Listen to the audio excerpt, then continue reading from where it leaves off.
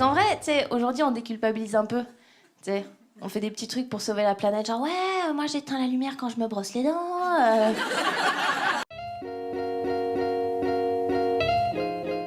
C'était il y a 2 ans. Je sais plus pourquoi ce thème, c'était il y a 2 ans.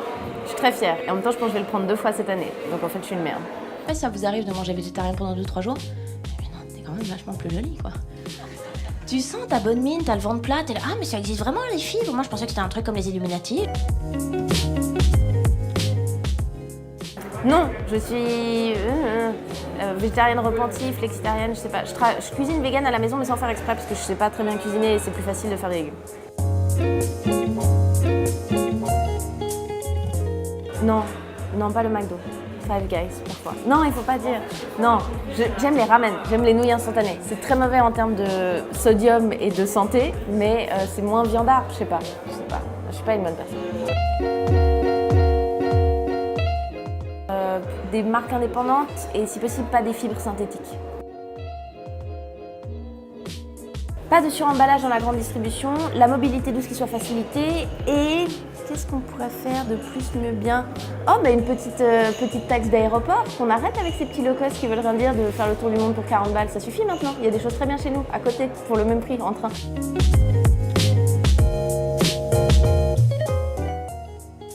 Je me fais livrer de la nourriture très fréquemment. Parce que, j'allais dire, j'ai des excuses. Je travaille tard, je finis tard le soir. Mais non, c'est juste parce que je m'organise pas. Je me fais livrer de la nourriture et il y a un bilan carbone de la livraison, plus de l'emballage, suremballage et tout. Je suis mauvaise avec la livraison, désolée, je vous aime.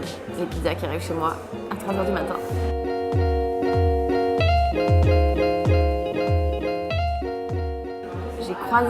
J'ai eu la chance de croiser à France Inter Mélanie Laurent et Camille. Et les deux ont l'air assez au fait. Il y en a une qui est en train de faire son petit jardin en permaculture en Bretagne. L'autre qui m'a l'air d'être habillée tout en fibres de nature et de choses réutilisées. Et elles avaient l'air très heureuses. Elles rayonnent plus qu'autre chose. Elles ont la peau mieux que des gens comme moi qui se mettent du pétrole sur le visage toute la journée. Non mais c'est vachement bien le vélo, ça n'a que des avantages. C'est-à-dire que tu te déplaces, tu fais du sport et la supériorité morale. Quand tu es très vertueux et écologiquement, la réalité c'est que oui, tu marques plus de points de karma et que donc tu peux le faire ressentir dans tes interactions avec le monde. Et c'est vrai que moi, si je suis plus vertueuse que quelqu'un qui prend tout dans sa bagnole, je me sens un peu au-dessus.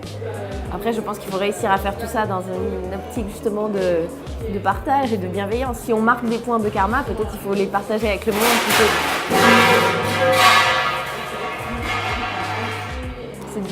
C'est Dieu qui intervient. Qu'est-ce que tu bouffes à Paris? Qu'est-ce qui est local et de saison?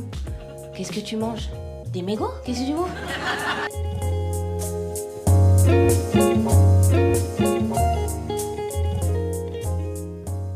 C'est plus facile d'être écolo à Genève parce que je pense qu'il y a une autre sensibilité culturelle au rapport à la nature, à l'écologie,